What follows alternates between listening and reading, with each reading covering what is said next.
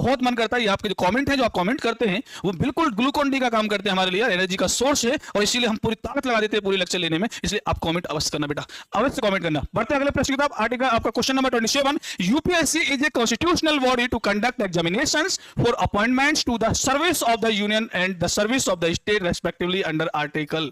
संघ एवं राज्य सेवाओं की परीक्षा आयोजित करने वाला संवैधानिक निकाय। कैसा निकाय है? संवैधानिक ऐसी बॉडी, कॉन्स्टिट्यूशनल बॉडी। यूपीएससी कैसी बॉडी है? Constitutional body. ये भी याद रखना, ये भी सवाल बन चुका है। हालांकि मैं आर्टिकल पढ़ा रहा हूं, इसलिए डिटेल में नहीं जा रहा हूं, वरना पूरे डिटेल में पोस्टमार्टम कर देता इस क्वेश्चन का। लेकिन यहां समझ लीजिए कि यूपीएससी कैसी बॉडी है? कॉन्स्टिट्यूशनल बॉडी है। किस आर्टिकल के तहत परीक्षा कराती है? तो आर्टिकल 320, 324, 328, 332। तो इसका सही जवाब है 320। आर्टिकल 320। आर्टिकल 320 किससे रिलेटेड है? यूपीएससी से रिलेटेड। किससे रिलेटेड बेटा? यूपीएससी से रिलेटेड। बात करते हैं अगले प्रश्न की।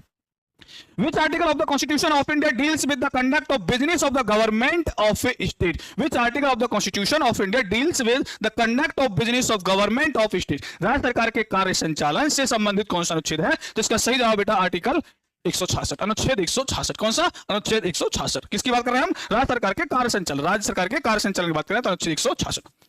नेक्स्ट प्रश्न आपका, as per article 158 the governor shall not be a member of the either house of parliament or of a house of the legislature of any state is specified in which schedule।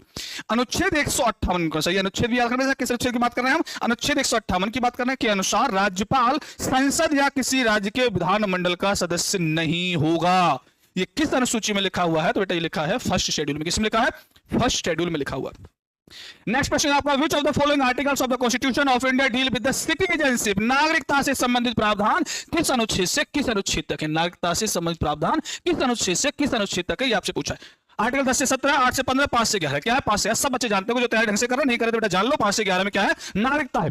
Dash of the constitution of India has provisions for legal enforcement of the fundamental rights. मौलिक अधिकारों के विधिक प्रवर्तन का प्रावधान किस अनुच्छेद में है? मौलिक अधिकारों के विधिक प्रवर्तन, यानी कि मौलिक अधिकारों का अगर हनन हुआ तो आप किस अनुच्छेद के अंतर्गत उनको लागू करा सकते हैं, उनकी किस तरह से प्रक्रिया स्टार्ट होगी? तो कौन सा बेटा? आर्टिकल 32। आर्टिकल 32 सुप्रीम कोर्ट के लिए और 226 हाई कोर्ट के लिए। 226 हाई कोर्ट के लिए हम थोड़ी देर पहले ही बात कर चुके हैं।